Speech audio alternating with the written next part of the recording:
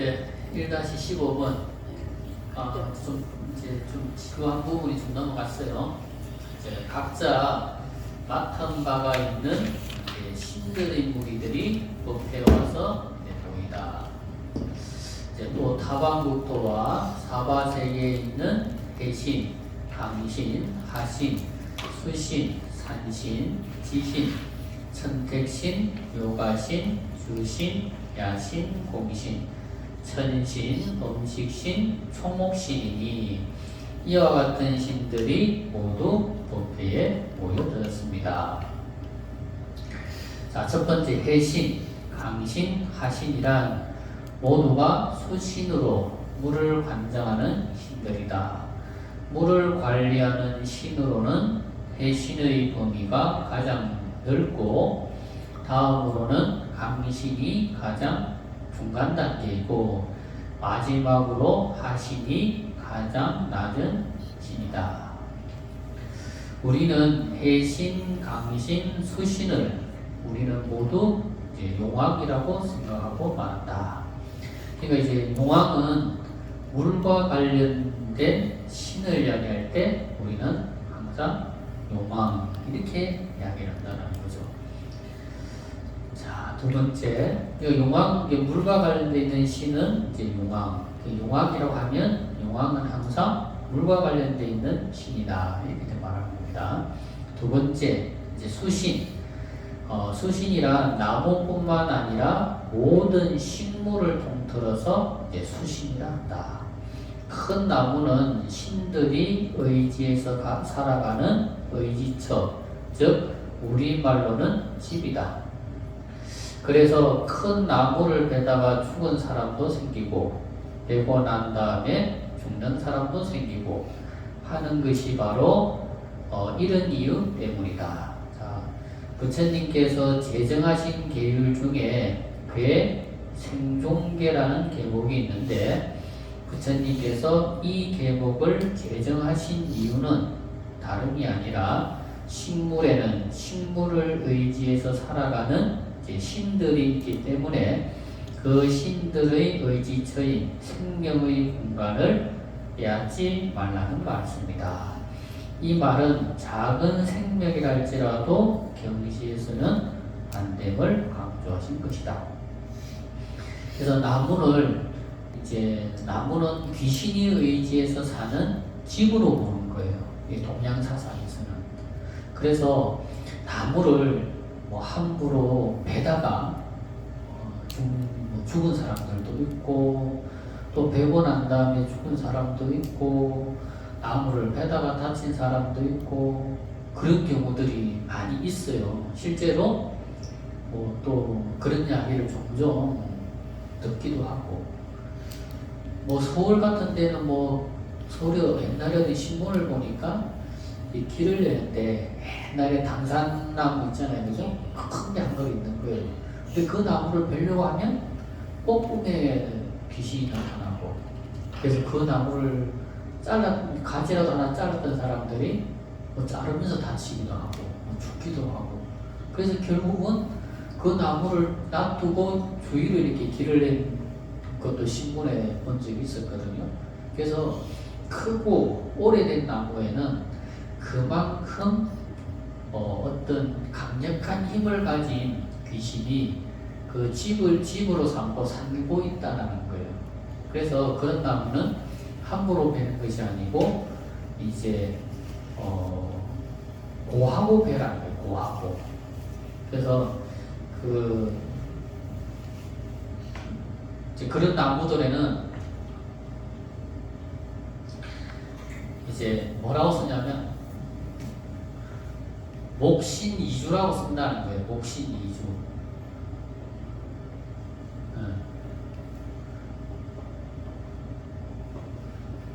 이게 목신이주라고 글씨를 써서 딱 붙이고 이야기를 한다는 거예요.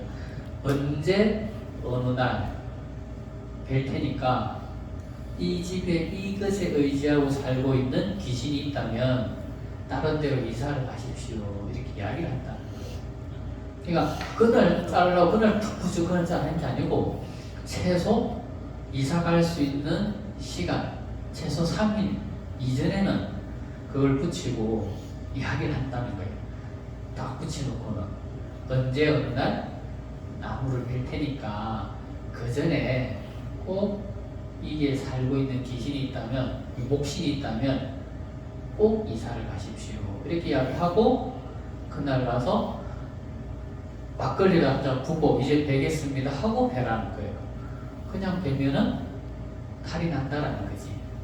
아니 실제로 그런 이야기 들어본 적이 있잖아요. 어떤 사람이 나무를 벨 어떤 어느 지역에 공사하려고 했는데 꿈에 어떤 노인이 나타나서 어느 할머니가 나타나서 내가 이사 갈 수 있도록 며칠만 시간적 말미를 달라.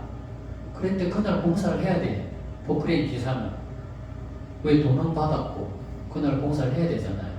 그래 가서 공사를 하고 이렇게 포크레인을 툭 파니까 그래서 큰 뱀이 줬구나. 그래서 공사원 한다. 그 사람이 시름시름 앓다가 죽는 경우. 그런 경우가 있는 이유가 그렇다는 거예요. 그러니까 땅을 파도 땅을 파기 전에 미리 고하는 거예요. 제사를 지내는 거지. 별을 며칠 언젠날 땅을 팔 테니까 여기 살고 있는 큰 주인이 있으면 다른 데로 이사를 가십시오 하고 파면은 탈이 안 나는데, 그냥 팠을 경우에 이제 우리말로 속된 말로 동토 난다 그러잖아요. 동티 난다 그러잖아요. 그죠? 동티가 나서 그런 이제 하를 당하기도 한다는 거죠. 그 이유가 바로 큰 나무나 오래된 나무에는 그것을 의지해서 사는 목신이 있다는 거예요. 그러면 그 목신도 오래되면 그 목신에 붙어서 산 귀신도 나이가 많겠죠. 그러면 경전에는 보면 목신도 나이가 먹으면 그 목신도 그 목신에 의지해서 사는 아들이 생기고 딸이 생기고 손자가 생긴다라는 거예요.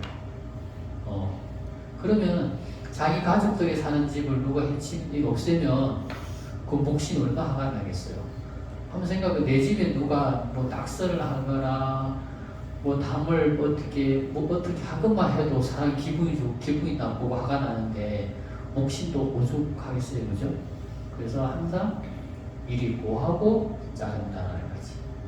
그래서 뭐 예전에 텔레비 같은데 보면 국민걸 짓는 나무, 저기 금강석 같은 거 벨 때 나무 베는 사람들이 뭐라 그래요? 어명이요. 어명이요. 그러면 된다고 하잖아요. 이거 베는 거는 나라님, 임금님 명으로 베는 거기 때문에 내가 사사로이 내가 이 나무를 베는 것이 아니고 이거는 임금님, 나라님 명으로 베는 거기 때문에 어쩔 수 없다는 거 베니까 알아서 퇴가라는 거죠. 그러니까 일반 귀신도 나라님, 임금님이 베는 거는 알아서 퇴가야 되는 거예요.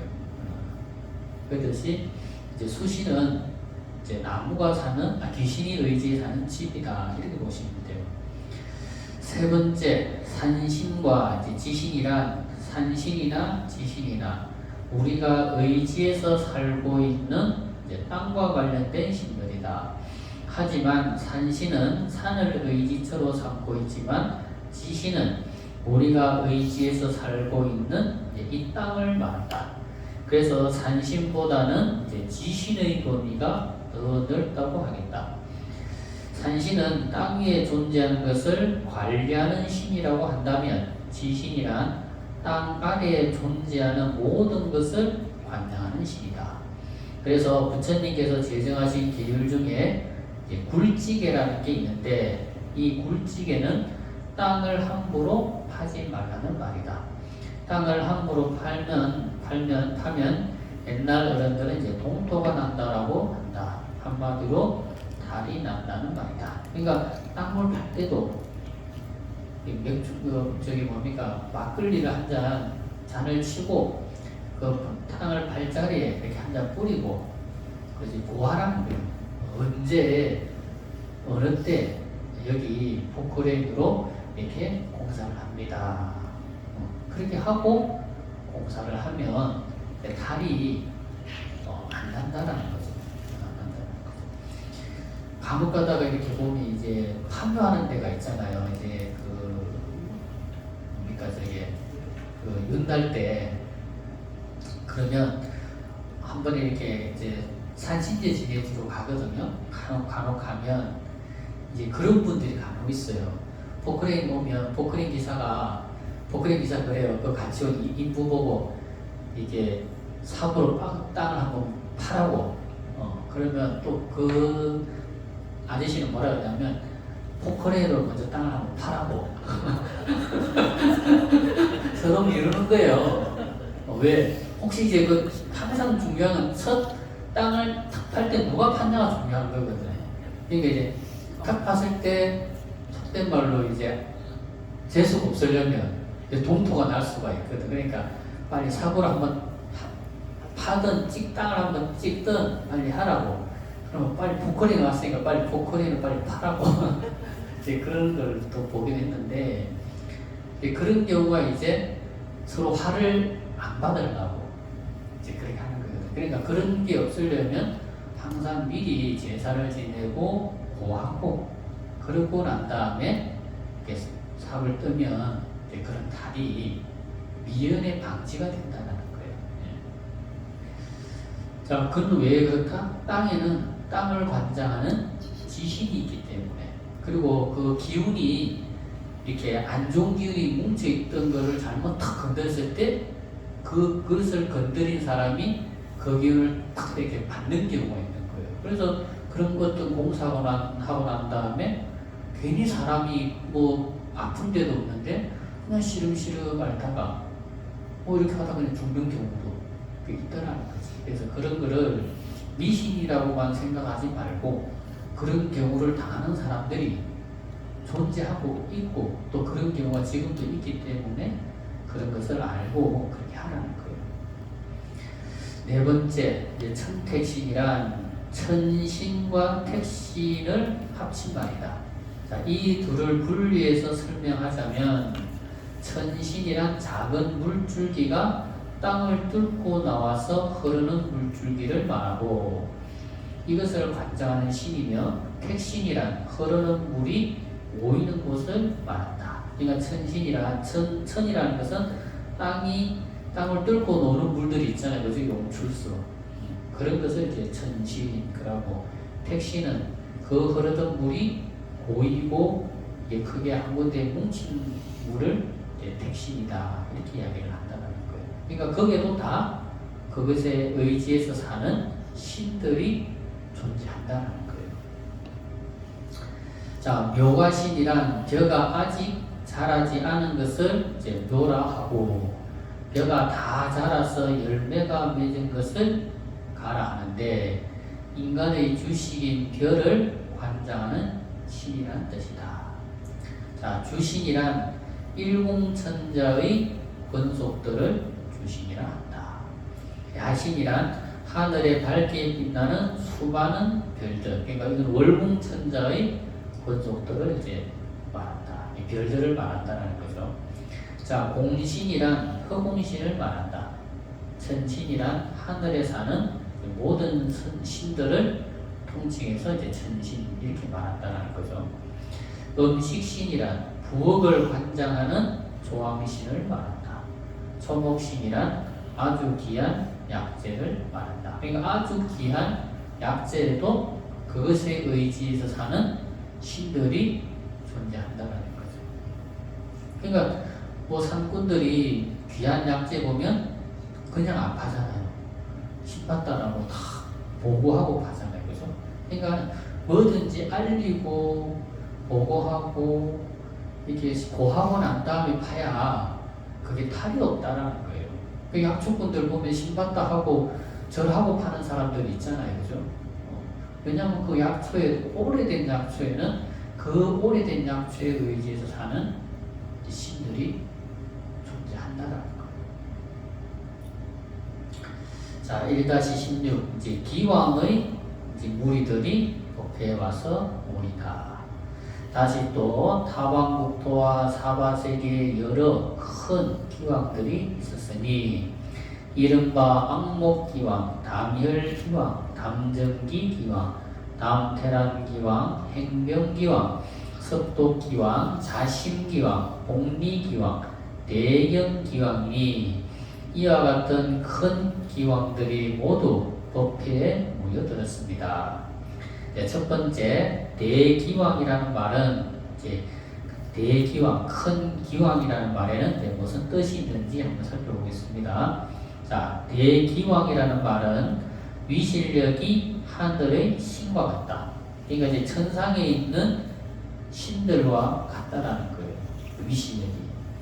자유자재한 신통력을 가지고 있으며 하나의 불을 관장하는 주인이라는 뜻이다. 그리고 이 대기왕들은 부처님의 법을 받들기 전에는 사람을 해치는 귀신이었지만 부처님의 법을 듣고 발심해서 불법을 믿는 사람들을 지켜주겠다고 원을 세워서 대기왕이 된 신들이다. 그러니까 똑같은 귀신인데 이 귀신이 나쁜 귀신이 따로 있고 좋은 귀신이 따로 있는 게 아니라는 거예요. 그러니까 부처님 불법을 만나기 전에는 악독한 마음이 있어서 사람들을 해치는 귀신이었는데 부처님의 가르침을 받고는 그 악독한 마음을 바꾸고 선한 마음으로 바뀌어가지고 부처님의 가르침을 믿고 의지하는 사람들, 그런 불자들을 지켜주는 호법 귀신이 되었다는 거예요. 그래서 그냥 기왕이 아니고 대기왕이다 이렇게 이야기한다는 거지.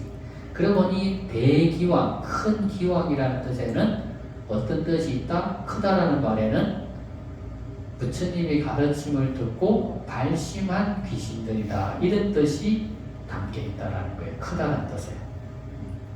발심이라는 건 뭡니까? 그 발심이라고 하는 뜻에는 항상 중생을 구제하겠다라고 하는 마음이 없으면 발심이 아니에요. 내가 다른 사람을 위해서 내가 봉사하겠다라는 마음이 있을 때 그걸 발심이라고 하는 거고, 내가 다른 사람들을 위해서 내가 뭔가 부처님이 가르침을 내가 널리 전하는 사람이 되겠다 할 때 그게 발심인 거예요. 그러니까 자기 자신을 위하지 않고 중생을 위하는 마음, 나보다도 다른 사람을 위하는 마음, 그러니까 나보다도 내 아들을 위하고 내 남편을 위하고 내 부모를 위하는 마음, 그것도 뭡니까? 그것도 발심의 시작이에요. 내 남편, 내 자녀, 내 부모도 위하지 않는 사람이 다른 사람을 위한다? 그건 뭡니까? 가식이지. 그죠? 그러니까 내 부모, 내 남편, 내 자녀를 위하는 마음이 그게 또 다른 그게 이제 발전이 되어서 다른 사람을 위하는 마음까지 이어질 때 그게 이제 진정한 발심이 되는 거예요. 그러니까 이 대기왕이라고 하는 기왕들은 보통 기왕들이 아닌 거지. 부처님이 가르침을 통해서 중생을 구제하겠다라고 하는 그런 발심한 귀신들이라는 거예요. 그래서 대기왕이다 이렇게 이야기를 하는 거예요. 그러니까 부처님께서 법을 설하는 자리에 오는 거지. 그렇지 않다고 한다면 이런 자리에 참여하지 않을 거예요. 두 번째, 악목기왕은 난폭한 눈을 가지고 있는 기왕을 말한다. 눈이란 마음의 창이라고 하는데 마음이 싸나우면 눈빛이 싸납고 마음이 자비로우면 눈빛 또한 따사롭다. 그렇듯이 이 대기왕은 항상 마음이 싸납기 때문에 눈빛 또한 싸나운 것이다. 그러니까 악목기왕은 눈빛이 좀 싸나운 귀신이라는 거예요. 담혈기왕, 살아있는 사람이나 동물의 피를 좋아하는 귀신. 담전기기왕, 사람의 전기나 곡식의 전기를 좋아하는 귀신을 말한다. 담태란기왕, 갓 태어난 아기의 기운이나 갓난 알의 기운을 좋아하는 귀신이다. 그래서 아기 태어나면 뭐 합니까? 금줄 걸고, 그죠? 100일 동안 모르는 사람, 부정한 사람 못 들어오게 하잖아요. 그죠? 왜? 그런 걸 통해서, 모르는 사람을 통해서 안 좋은 삿된 기운이 들어올 수가 있으니까. 그죠? 네. 그게 이제 뭐다? 담태란 기와 같은 그런 이제 귀신들이 들어올 수 있다는 거죠.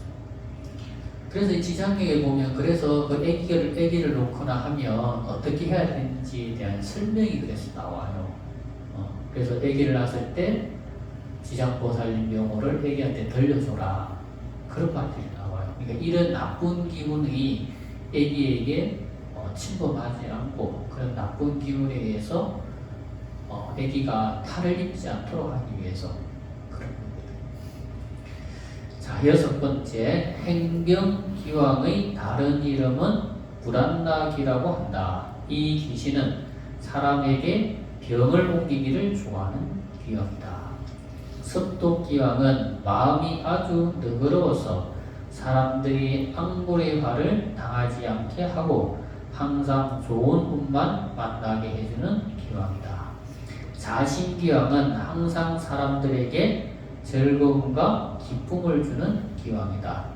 복리기왕, 지금으로 말 같으면 성황당에 모신 신들을 말한다. 10번째, 대경기왕, 중생들을 사랑하고 아껴주기를 어린아이처럼 하고 훌륭한 일을 하는 사람을 미래의 부처님으로 보고 공경하는 기왕이다. 그래서 이렇게 여기 모인 귀신들은 처음에는 악독하고 악행을 하던 귀신이었지만 이제 부처님의 가르침으로 선심으로 바뀌고 악독한 행을 하던 것은 좋은 보살행, 좋은 선행을 닦는 기왕으로 바뀐 귀신들이다. 이렇게 설명을 하고 있는 겁니다. 자, 1-27. 자, 부처님께서 처음으로 법회에 온 대중의 숫자가 얼마나 되는지 묻으시다. 이때에 서가모니 부처님께서 문수사리 어방자 보살 마살에게 말씀하셨다. 그대는 일체 모든 불보살님과 전룡 귀신들과 이 세계와 다른 세계, 이 국토와 다른 국토에서 이와 같이 지금 도리천궁의 법회에 모인 이들을 보고 그대는 그 수를 헤아릴 수 있겠느냐. 이제 이 경전의 말 그대로 보면 서가모니 부처님께서 문수사리 도방자 보살 마살에게 질문하는 거예요. 이 도리천궁, 지장경을 설하기 위해서 법회가 열린 이 도리천궁에 이 세계, 그리고 타방 세계, 이 국토, 또 다른 국토에서 말하자면 시방 세계 모든 불국토에 있는 부처님이나 보살이나 천룡 팔부들이 이 도리천궁으로 다 모여들었는데 그 숫자가 한량없이 많더라는 거지. 그러니까 그 숫자를 네가 보고 그 숫자를 헤아릴 수 있겠느냐 이렇게 물은 거예요. 자, 설명을 한번 보겠습니다. 여기에서 문수보살을 이제 법왕자라고 하는 이유는 천자에게 있어서 수많은 왕자가 있겠지만 천자의 뒤를 이어서 천자가 될 수 있는 태자는 오직 한 명뿐이다. 이처럼 법왕인 부처의 지위를 이을 수 있는 보살은 문수보살이 최고라는 뜻에서 문수살이 법왕자라고 하는 것이다. 수많은 보살이 있다 해도 제일보살은 지혜 제일인 문수보살이 최고의 보살이 된다. 자, 재미있는 이야기. 부처님에게 있어서 지혜를 상징하는 최고의 보살은 문수보살이잖아요. 그죠? 그럼 우리 법화경에 보면 대통지성불 부처님한테 16명의 아들이 있었는데 그 첫 번째 아들 이름을 뭐라 그랬어요? 지적이라고 했어요. 첫 번째 왕자 이름이 지적이라는 왕자라고 했어요. 그 지적이라는 왕자의 이름을 한문을 보면 어떻게 된다? 지혜지자, 사흘정자. 그러니까 그 말은 뭡니까? 한량없는 과거 전생의 수행을 통해서 복덕과 지혜를 닦아서 그 지혜가 한량없이 쌓였다는 말이잖아요. 그죠? 그래서 지적이에요. 근데 또 그 제바단다품에 보면 다보열의 부처님께서 오실 때 따라온 보살이 있었는데 그 보살의 이름이 또 뭐예요? 지적보살이잖아요. 그러니까 모든 부처님들한테 있어서는 서가모니 부처님한테 있어서 지혜를 상징하는 보살은 문수보살이 지혜를 상징하죠. 그러면 다보열의 부처님한테 있어서 지혜를 상징하는 보살은 뭐였어요? 지적보살이었잖아요. 그것도 대통지성열의 부처님한테 있어서 첫 번째 왕자가 또 지혜를 상징하는 지적왕자였잖아요. 그죠? 그러니까 부처님한테 있어서 제일 가는 첫 번째 보살은 뭐다? 지혜라는 거예요. 지혜.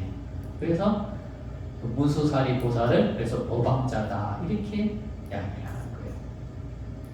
그래서 부처님한테 있어서 지혜는 그만큼 중요하다는 거예요.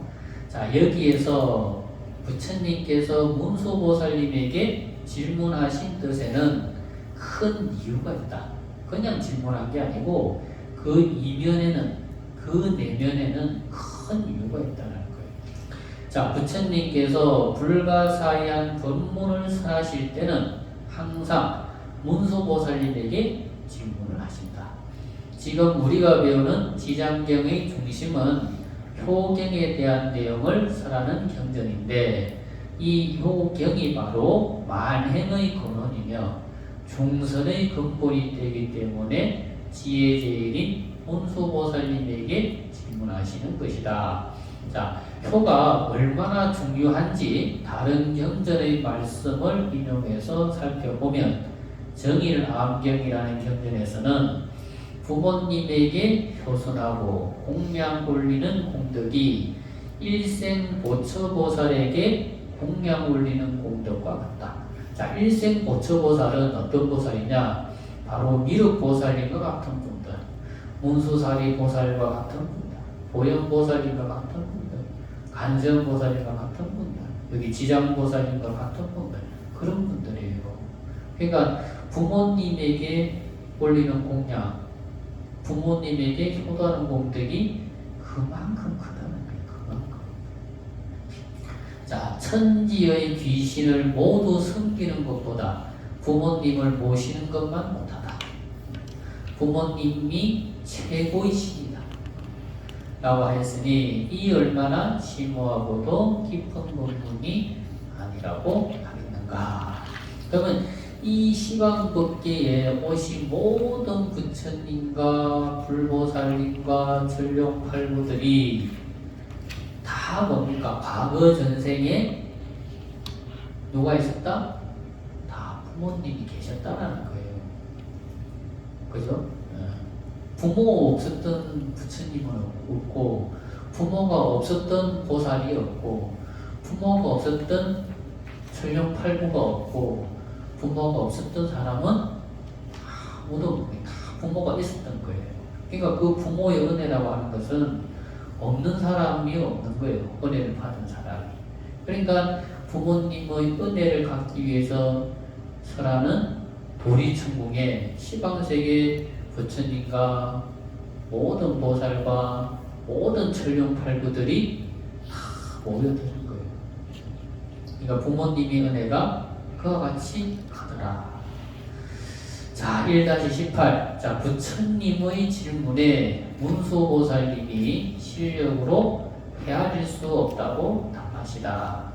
자, 문수사리 보살이 부처님께 사례였다. 세존이시여 저희 실력으로는 1000급 동안 헤아린다고 하더라도 너니 그 숫자를 알지 못하겠나이다. 자, 여기서 부처님과 문수보살님이 이제 말하자면 짱코치는 모습이에요. 문수보살님이 과연 모르겠습니까? 그죠? 문수보살님이 지 복덕과 지혜가 대저 금강성자보다 못하겠어요. 그죠? 아까 뭐라 그랬습니까? 대저 금강성자는 삼천대천세계에 내리는 빗물방울의 숫자까지 다 헤아릴 수 있다고 했거든요. 그러면 문수보살님이 위실력이 그러면 대적 금강성자보다 못하다는 말이냐? 그건 아니거든요. 다 알지만 안다라고 말하면 더 이상 부처님이 말씀을 이어갈 수가 없잖아요. 그죠? 그러니까 이건 뭐 우문현답이에요. 알면서도 모른 척 하는 거고. 그건 뭐예요? 이건 중생을 기만하는 게 아니에요. 어떻게 보면 이와 같은 거예요. 이런 사람들이 있어요.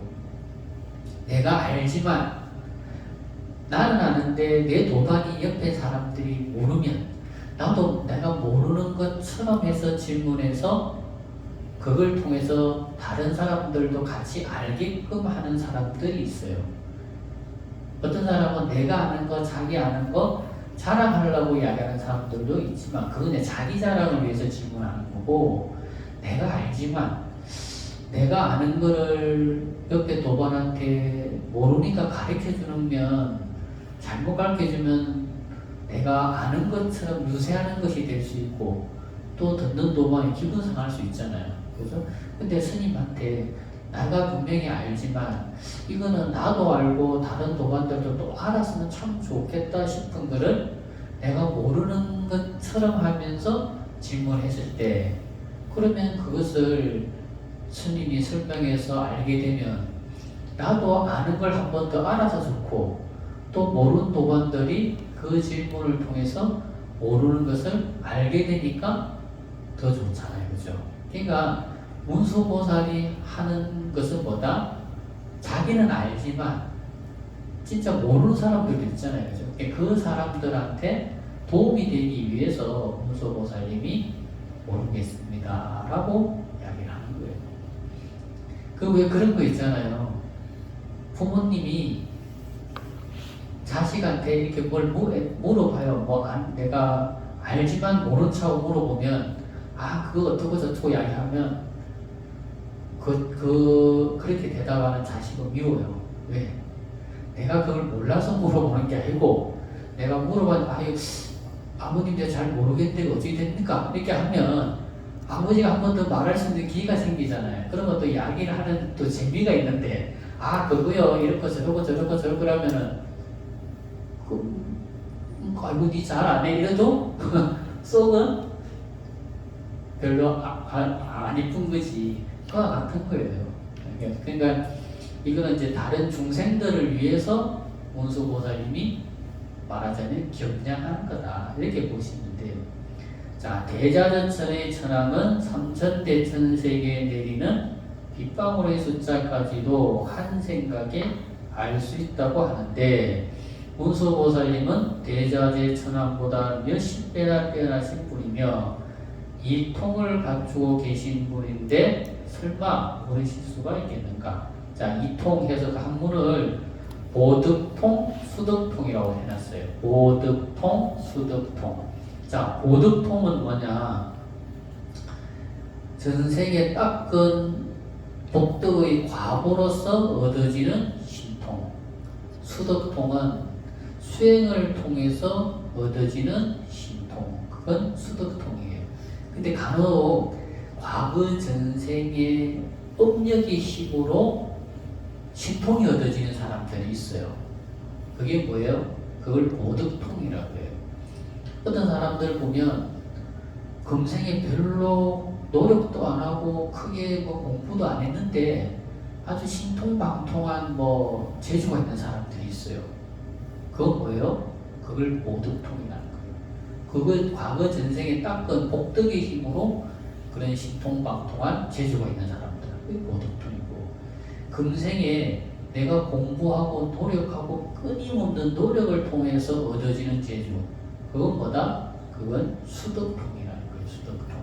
그러면 이 문수보살은 보득통과 수덕통, 이 두 가지를 다 갖추고 계시는 분이다라는 거예요.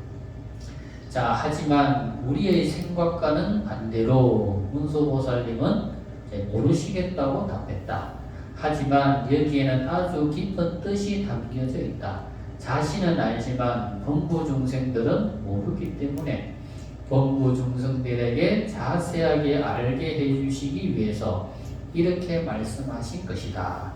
만약에 부처님께 답해버리시면 부처님의 자세한 설법이 나올 수 없기 때문에 이렇게 말씀하신 것이다.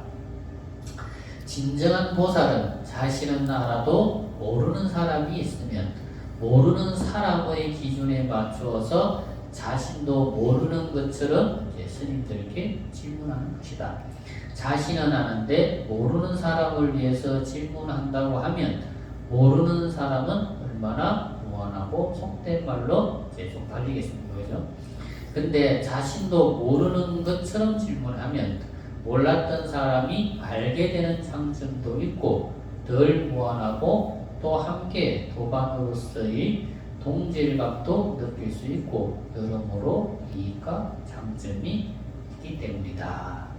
그러니까 이 질문을 하는 것도 이처럼 지혜롭게 지혜 있게 질문을 하면 자신도 이롭고 도반도 이롭고 이로운 점이 이렇게 많다는 거예요. 나는 아는데 모르는 사람도 있을 것 같아서 제가 질문합니다. 이러면은 그죠? 얼마나 모르는 사람들은 얼마나 무안하겠어요. 그러니까 그런 질문은 아무리 좋은 질문이라도 안 하는 이만 못하다. 선생님, 저도 이게 저도 궁금하고 다른 도반들도 궁금할 텐데 제가 질문을 이렇게 합니다 하면 그러면 얼마나 좋아요, 그죠? 같이 알게 된다라는 그런 좋은 이익이 있잖아요, 그죠? 자, 1-19번 지장보살님이 구원급전에 교화한 중생들임을 드러내시다. 부처님께서 문수사리 보살에게 말씀하시었다. 내가 부처의 눈으로 본다고 하더라도 오히려 그 수를 알지 못하겠느니라. 이들은 모두 지장보살이 오랜 세월 전에 이미 제도하였거나 지금 제도하거나 미래에 제도할 것이며 이미 성취시켰거나 지금 성취시키거나 미래에 성취시킬 자들이니라. 자, 첫 번째 이제 부처님은 오한을 가지고 계신다는 거예요. 오한. 자, 그 오한은 뭐냐면 첫 번째는 그 안에 한문으로 써놨는데 첫 번째는 유관. 유관은 우리가 가지고 있는 그런 이제 눈을 말하는 거예요. 유관. 두 번째는 이제 천안.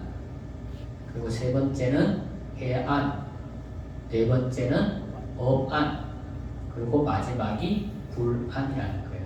자, 불안은 어떠한 것이라 하더라도 모두 알 수 있고 볼 수 있는 것이 바로 불안의 능력인데 부처님께서 불안으로도 헤아릴 수 없다고 하신 것은 문수보살님과 마찬가지로 겸손의 말씀이다. 나의 불안으로도 헤아릴 수 없을 만큼 도리천공의 법계에 수많은 대중들이 왔음을 알게 하시기 위함이고 또 하나는 도리천공의 법회가 얼마나 뛰어나며 아름다운지 엿볼 수 있는 대목이다. 자, 이것은 외부로 드러난 모습이고 실제로는 이 도리천공의 법회가 얼마나 중요한지 그 어떤 법회와도 비교할 수 없을 정도로 중요한지를 알 수 있는 모습이다. 대성불교가 대성불교다울 수 있는 것은 이 지장경을 쓰랬기 때문에 대성불교가 완성될 수 있다고 본다. 지금 여기에서 이제 보면 원문에 보면 이미 제도된 자와 이미 성취된 자는 바로 시방세계에서 오신 일체 모든 부처님들을 말하는 것이며 그 앞에 원문에 뭐라 했습니까? 이미 제도되었거나 했고 또 뭡니까? 이미 성취시켰거나 했잖아요. 이 말을 가지고 말하는 거고 두 번째, 지금 제도된 자와 지금 성취시킨 자는 바로 일체의 모든 보살, 마하살들을 말하는 거다. 자, 지금 이제 마지막에 뭡니까? 미래에 제도할 자, 미래에 성취시킬 자를 말하는 거죠. 지금 현재 설하는 지장경과 인연 있는 중생들이 바로 미래에 제도할 자이며 미래에 성취시킬 자들이다. 이게 우리를 말한다는 거예요. 미래는 여기서 미래에 제도할 사람, 미래에 성취될 사람, 성취시킬 사람. 이 사람들은 누구다? 지금 오늘 우리처럼 지장경을 공부하고 있는 사람들을 지칭합니다라는 거예요. 자, 이 사람들이 바로 지장보살님과 깊은 인연이 있는 중생들이다. 지금 현재는 우리가 아직 제도되지 못하고 아직 성취하지 못한 범부 중생이지만 우리들도 열심히 정진하고 부처님의 가르침에 의지해서 수행한다면 우리도 분명히 제도된 보살이 될 수 있고 성취된 보살이 될 수가 있는 것이다. 자, 우리가 제도되고 성취된 보살이 되는 방법을 바로 지장경에서 지장보살을 통해서 배울 수 있다. 지장경을 배우는 우리들은 단 4글자만 생각하면 된다. 단 4글자는 보은, 지은이다. 이거 이제 줄을 잘 기억하세요. 보은과 지은. 자, 보은이란 바로 부모의 은혜에 보답하는 것이며 선지식의 은혜에 보답하는 것이며 부처님의 은혜에 보답하는 것이며 동업으로 함께 살아가는 중생들의 은혜에 보답하는 것이고 지은이란 부모와 선지식과 부처님과 중생들의 은혜를 알고 잊지 않는 것을 말한다. 자, 보은과 지은이 중요한 이유. 자, 바로 보은과 지은을 항상 마음속에 간직하고 살면 자, 이렇게 되는 거죠. 부처님 감사합니다. 이건 뭐예요? 보은과 지은이 다 들어있는 거죠. 부처님께 감사합니다 라고 하는 것은 부처님의 은혜가 얼마나 큰지 아니까, 그죠? 부처님 감사합니다 하는 거고, 또 부처님한테 감사합니다 라는 건 뭡니까? 부처님의 은혜에 내가 조금이라도 보답하는 방법이 되는 거예요. 무슨 말씀인지 알겠죠? 그래서 우리가 자녀들한테 조그마한 공 한 쪽을 줘도 자녀가 엄마 고마워요, 아버지 감사합니다 이러면 뭡니까? 받은 거 없어도 내가 기쁘잖아요. 그 말 자체 두 가지의 의미가 다 담겨 있다는 거예요. 부모의 은혜를 아는 지은과 부모의 은혜에 보답하는 보은의 말이 그 속에 다 들어있는 거예요. 그래서 우리가 부처님 감사합니다 하는 그 말을 우리가 늘 입에 달고 살아야 되는 거예요. 그리고 부처님한테도 마찬가지고 내 남편, 내 자녀들, 그죠? 내 부모, 일반 친척에게도 늘 감사합니다, 늘 고맙습니다, 그죠? 늘 그 말 해야 되는 거예요. 자녀한테도 고맙다 해야 되는 거예요. 그죠? 자녀가 있기 때문에 내가 엄마 아빠라고 하는 타이틀을 가진 거잖아. 그죠? 자녀가 없으면 나는 엄마도 되지 못하고 아빠도 되지 못하는 거예요. 자녀가 있기 때문에 엄마 아빠가 되는 거고, 내가 엄마 아빠가 됐기 때문에 또 내 부모의 수고로움과 부모의 고마움과 은혜를 알게 되는 거잖아요. 내가 자식이 없으면 부모 은혜를 모르잖아요. 이런 말 해도 되는지 모르겠지만 조국 사태 때 지금 대통령이 좀 막 탈탈 털었잖아요. 그죠? 검찰총장 때 어떤 사람이 댓글을 달아놨는데 이렇게 달아놨어요. 총장은 자녀가 없으니까 부모의 마음을 다 이해할 수 있을까? 나 그 말 한마디에 너무 가슴이 와닿더라고. 그죠? 그러니까 부모 된 사람이니까 그래 할 수 있는 거라. 그죠? 부모 아니면 그렇게 누가 하겠어요? 그죠? 부모니까 자식을 위해서 제도 지을 수 있는 거고, 부모니까 자식을 위해서 그런 수고로움을 마다하지 않을 수가 있는 거예요. 부모 된 사람이 관뚜껑에 들어가면서 나는 하나도 나는 잘못한 것이 없고, 나는 구업을 지은 것도 없고, 나는 악행을 한 것도 없고, 나는 나쁜 생각을 한 적도 없다. 이렇게 말할 수 있는 사람은 아무도 없을 거예요. 왜? 자식을 키우다 보면 내 자식보다 더 잘난 너무 집 아들을 보면 시샘도 하고, 그죠? 그런 마음이 일어나는 거 당연한 거 아니에요. 내 아들이 하는 일이 안 되는데 너무 집 아들이 잘 되면 나도 모르게 시기도 있고 질투도 있고, 그죠? 내 아들도 저렇게 잘 됐으면 하는 바람도 있고. 그게 부모된 사람이니까, 부모된기 때문에 그렇게 되는 거지. 내가 자식이 없고 내가 자식이 없다면 그렇게 안 되는 거예요. 그죠? 그러니까 부모라고 하는 거, 그죠? 저 자식이 있다라는 거, 그게 그런 의미들이 있다라는 거죠. 그래서 우리가 항상 보은과 지은의 그 소중함, 그것을 늘 마음속에 담고 있어야 늘 부처님 감사합니다, 부모님 감사합니다, 자식한테 고맙다, 이런 말이 나오게 된다는 거예요.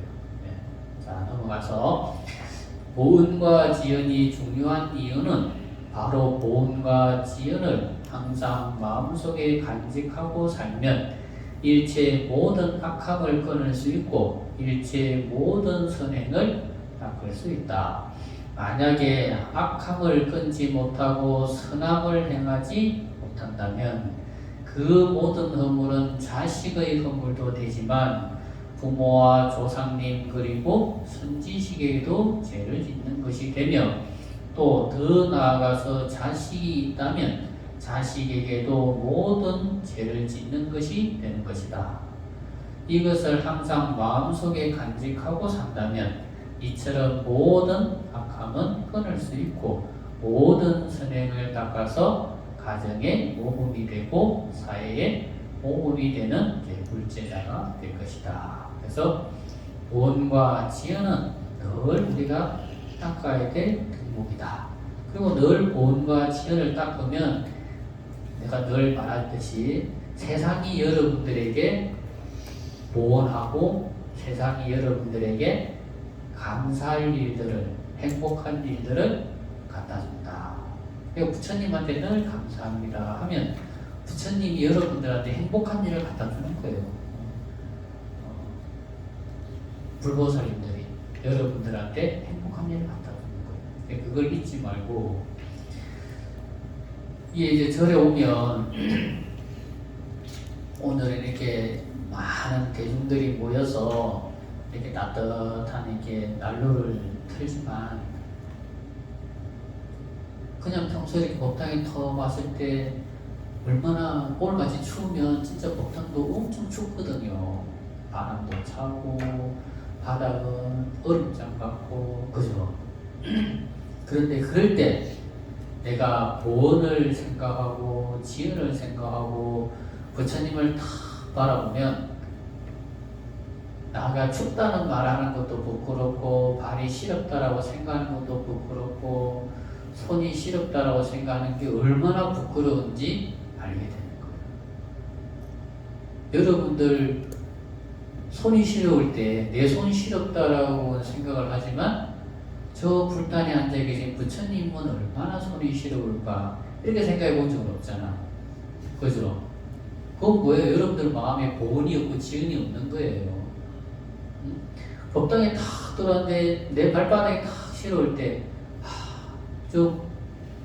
우리조차가 저 부처님 모셔놓고 올려놓은 거 아니에요? 부처님 우리조차가 저 올라가신 건가? 아니잖아요. 그죠? 우리조차가 부처님 모신 거잖아요. 그죠? 탁 시려울 때 내 발 시렵다고 생각하지 부처님 얼마나 발이 시려우실까 이런 생각 안 해보잖아요. 그죠? 그러면 여러분들이 법당에 탁 왔을 때 내 손이 시렵고 발이 시려울 때 부처님을 한번 생각해 보세요. 그러면 정말 손이 덜 시려워요. 진짜 발이 덜 시렵다니까? 내 발 시려운 것만 생각하고 내 손 시려운 것만 생각하니까 내 손이 차고 시려운 것 같고 발이 얼은 것 같고 그렇지. 부처님을 한번 생각해요. 부처님 그러면은 부처님은 손 안 씻고 발 안 씻겠어요, 그죠? 그렇게 생각하면 안 되는 거라. 부처님 뭐 그냥 뭐 동상이니까 그냥 뭐 손도 안 씻고 발도 안 씻고 여름엔 덥지도 않고 뭐 이렇게 생각하면 여러분들이 법당에 와서 천날만날 기도해봐야 그 사람은 기도 공덕이 없어요. 뭐 한다고 부처님이 여러분들한테 기도의 공덕을 주겠어요? 부처님에 대한 보온도 없고 지연도 없고 감사한 마음이 하나도 없는데 지 힘든 것만 생각하고 지 힘들고 괴로운 것만 알고 부처님에 대한 건 아무것도 없는데 어느 사람은 아무 기도해도 공덕이 없어요. 그러니까 여러분들 삶 속에서 여러분들이 사는 생활 속에서 그리고 절에 왔을 때 그게 항상 뭔가 지연이 항상 있어야지만이 아까 말씀드렸잖아요. 그래야 부처님 여러분들한테 아이고 정말 부처님 감사합니다라고 하는 공덕이 있는 거예요. 그런 행복이 오고 그런 복이 오는 거예요. 근데 그런 게 없는데 무슨 행복이 오고 복이 오고 나한테 부처님이 감사합니다라고 들을 말할 만한 복을 주겠어요. 그죠? 그건 부처님뿐만 아니에요. 법당에 절에 오면 절에 이렇게 깨끗하게 관리하고 이게 가꾸면 아이고 이게 깨끗하게 관리하기 위해서 사는 사람들이 이게 스님과 절에 일하는 보살님들이 얼마나 수고가 많고 고생이 많고 노고가 많을까. 아이고 너무 이렇게 수고와 노고가 많습니다. 너무 감사합니다. 이러면 제가 그만 그렇게 해야지만 여러분들의 마음이 따뜻해지고 여러분들의 마음이 풍요로워지고 여러분들이 마음이 따뜻하고 풍요로워지는 만큼 그만큼 여러분들이 업장이 녹아내리고 그 마음에 여러분들이 복밭이 길러지는 거고 그래야 그 속에 복이 생기는 거예요. 그러니까 이 불자들은 늘 지연과 보원 이걸 잊고 살면 안 돼. 아시겠죠? 네, 오늘 지장기원 여기서 마치도록 하겠습니다.